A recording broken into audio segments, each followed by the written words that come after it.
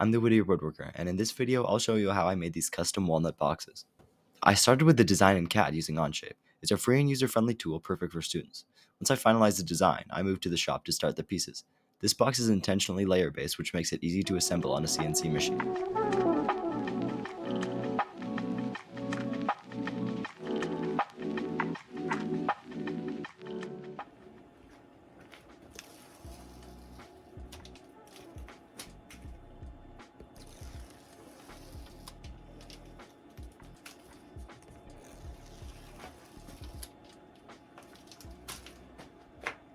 I began by making the middle layers using 3/4 inch walnut.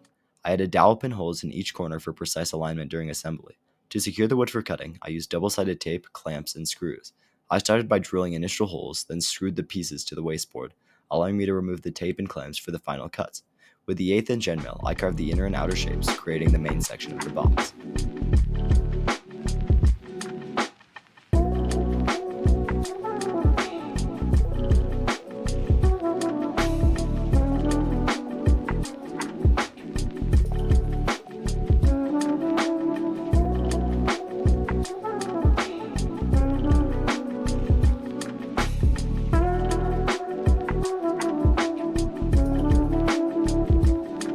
Next, I worked on the top and bottom layers.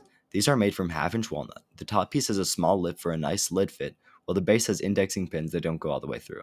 I couldn't secure these by screwing though, so I relied on screws at the edges and plenty of double-sided tape.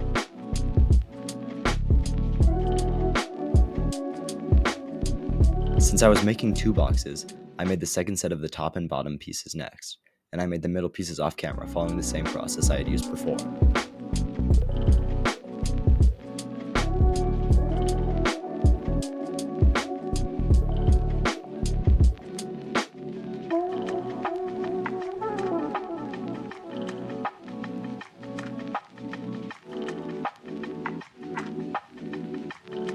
After finishing these, I cut both lids from the same walnut board. This was one of the longest tool paths since I had to carve out a large amount of material to create a seamless fit with the main section. Using a 1/4 inch bit sped up the process as the 1/8 inch bit would have taken too long. Without screw holes for dowel pins, I held these down with tabs and tape, then cut the tabs to release the pieces.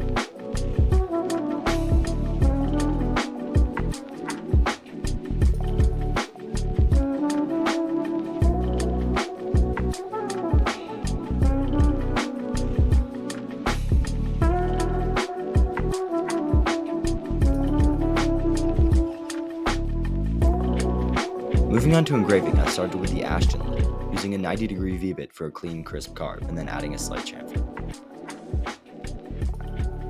I then engraved the Ryland lid, also with a 90-degree V-bit. Having a fresh wasteboard for this piece improved my hold-down method.